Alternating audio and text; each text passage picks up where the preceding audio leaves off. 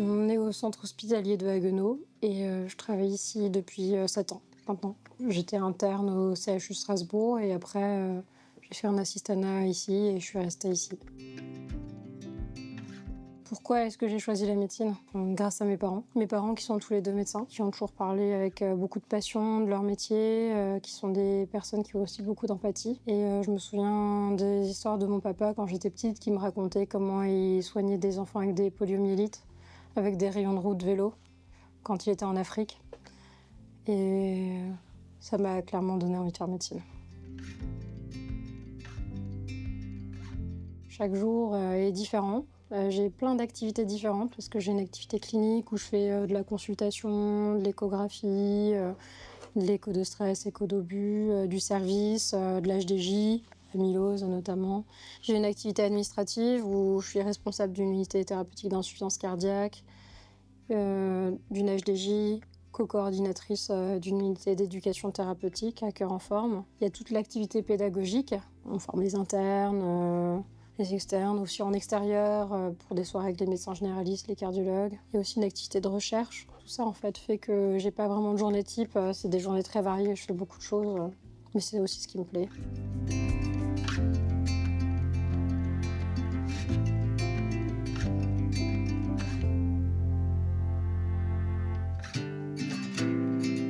Ça s'est fait naturellement. Je me voyais encore jouer au médecin avec mes copines et j'avais toujours envie d'être le médecin, quoi. Quand j'étais petite, ça c'est pas... Non, pour moi, c'était une évidence. Clairement, mes parents m'ont transmis leur vocation. Soigner les gens, ça a tout son sens, en fait. Clairement, c'est la phrase de Maurice Druon, académicien, qui disait un grand médecin, c'est avant tout un guérisseur qui, d'autre part, a appris la médecine. C'est mon mari qui l'utilise beaucoup. Il est médecin aussi, d'ailleurs. Ouais. Je me destinais plutôt à travailler en libéral et en fait, j'ai adoré l'équipe ici. J'aime le travail hospitalier pour plein de raisons aujourd'hui. Enfin, première raison, c'est le travail en équipe. Autant l'équipe de cardiologie et des cardiologues qui sont vraiment super ici et aussi les équipes soignantes, paramédicales qui sont assez extraordinaires aussi. Il y a toute la pédagogie aussi que j'aime.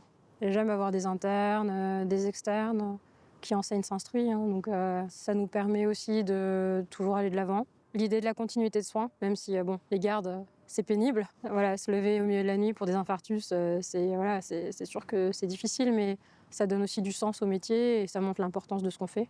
Donc je trouve ça important. Toutes les prises en charge complexes aussi, en fait, j'aime bien les maladies complexes et ça, c'est quand même aussi un profil un peu hospitalier. J'aime tout ce que je fais ici.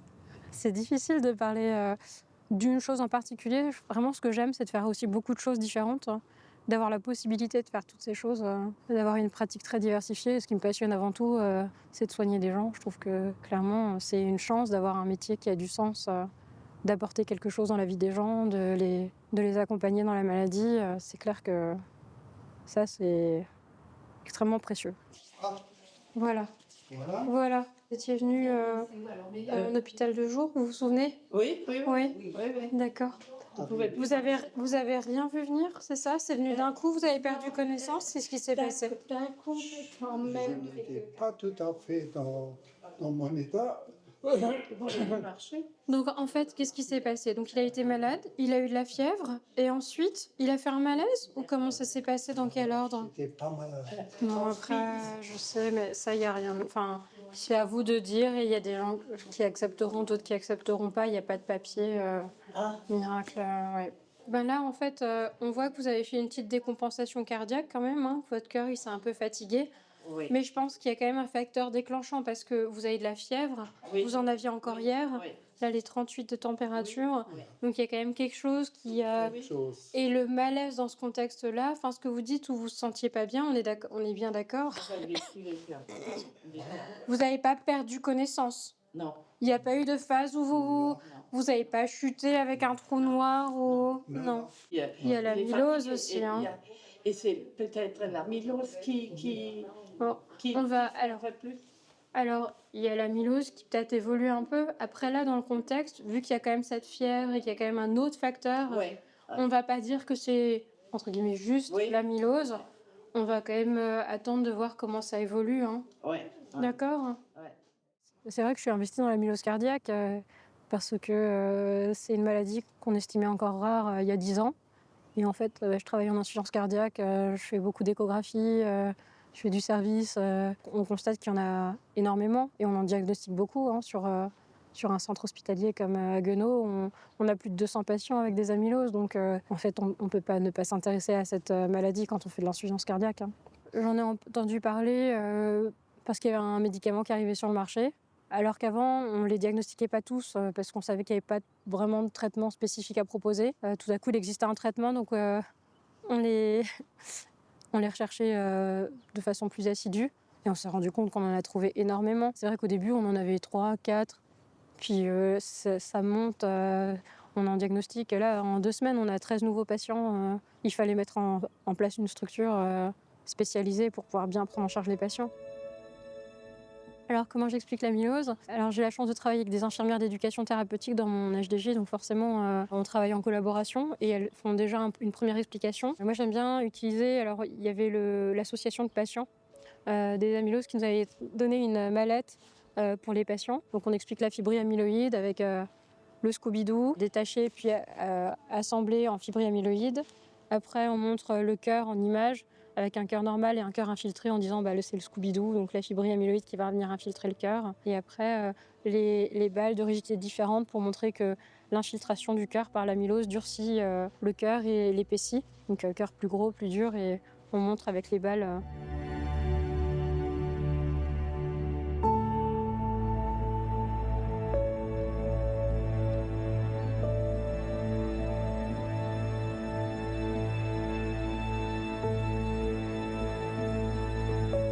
Pour prendre en charge les patients avec une amylose cardiaque, on a créé une HDJ avec l'équipe Cœur en forme, donc l'unité d'éducation thérapeutique que je coordonne. Il y a toute une équipe en fait qui en amont revoit tous les dossiers avant de les voir et on voit que les amyloses avérées parce que sinon on s'en sortirait pas. Donc il y a des infirmières d'éducation thérapeutique, il y a un enseignant APA, il y a une diététicienne et il y a un autre cardiologue qui fait les échographies.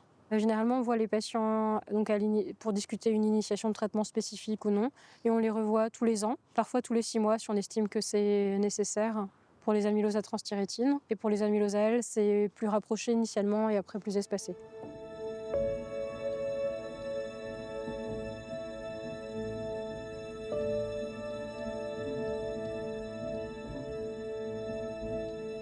Qu'est-ce qu'il faut améliorer dans la prise en charge de l'amylose? Déjà, on s'est beaucoup amélioré sur les dernières années parce qu'on se rend compte qu'on est parti d'une maladie rare à une maladie qui est quand même pas du tout. Donc on a déjà fait beaucoup de progrès, mais on peut toujours faire mieux. Je pense que l'objectif maintenant, c'est d'aller dans des diagnostics encore plus précoces. Pour l'instant, on a un médicament qui stabilise la maladie, donc l'objectif, c'est de la stabiliser précocement, je pense. Et après, il y a des choses qu'on n'a pas encore bien compris. Pourquoi les amyloses touchent plus les hommes que les femmes? Il y a quand même un grand gap dans la prévalence de l'amylose chez les hommes et chez les femmes. Il y a vraiment moins de femmes touchées par la maladie. Et pourquoi? Alors, est-ce qu'on sous-diagnostique des femmes? Est-ce qu'elles ont un facteur protecteur? Ce serait quand même intéressant de le savoir.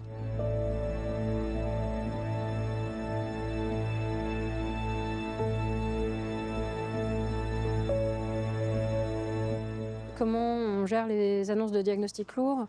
C'est l'avantage de travailler en équipe. Chacun porte un petit peu, se partage la charge mentale de tout ça et clairement, je pense que ce qui aide beaucoup, c'est de se dire qu'on fait tout ce qu'on peut pour les patients, qu'on les soigne du mieux qu'on peut et qu'on les accompagne tout au long de leur maladie. Ça fait partie du soin. Ça m'aide beaucoup, ouais.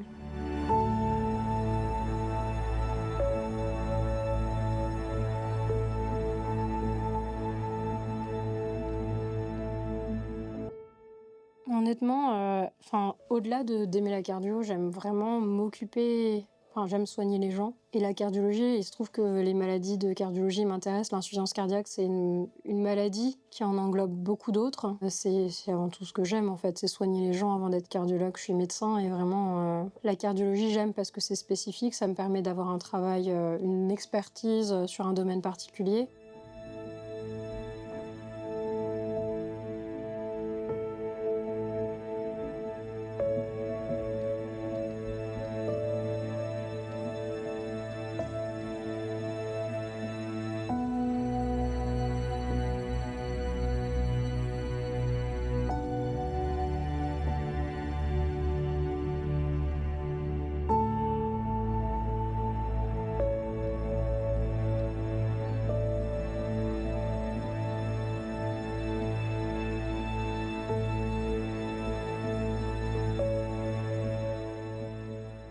Alors, j'ai plein de projets.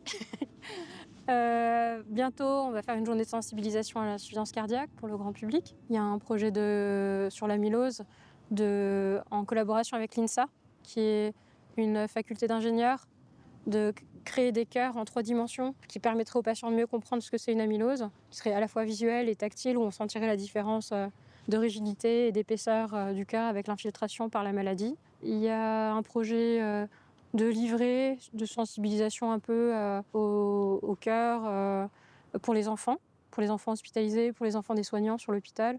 On veut développer un petit peu qu'est-ce que c'est un cœur, le régime équilibré, qu'est-ce que ça doit être, l'importance de l'activité physique, la prévention sur les écrans aussi, tout de façon très ludique. Donc ça, c'est en collaboration avec les pédiatres et Cœur en Forme aussi. Il y a un projet de livre de recettes pour les patients insuffisants cardiaques, avec des recettes pauvres en sel qui sont élaborées par un chef étoilé, Fabien Mengus, qui ont été retravaillées avec la diététicienne justement pour qu'elles soient pauvres en sel. Ah oui, sur l'amylose aussi, un jeu de cartes, un jeu de cette famille, pour expliquer l'amylose aux patients. Voilà, alors il y a des projets qui sont des projets d'équipe, des projets qui sont plus personnels, mais j'ai plein de projets.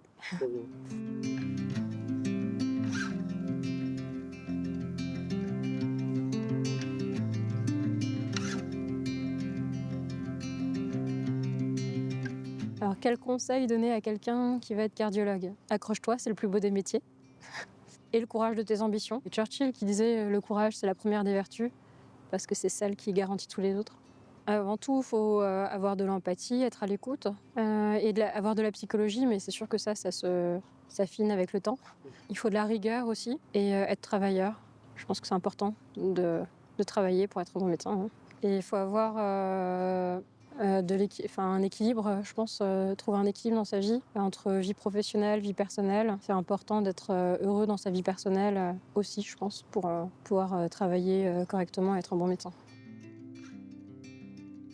Je pense qu'il n'y a qu'une seule morale, c'est la morale de l'exemple. Je pense que le compagnonnage, ça fonctionne très bien et que finalement, d'accompagner les jeunes, de leur montrer qu'on exerce notre métier avec passion, que ce qu'on fait, ça a vraiment de l'importance. Si on le fait avec rigueur et si on le fait bien, qu'on peut susciter des vocations comme ça, hein. Moi, j'essaye d'être bienveillante avec les étudiants avec qui je suis et de leur montrer que, voilà, que j'aime mon métier. Et après, j'espère que ça peut susciter des vocations après.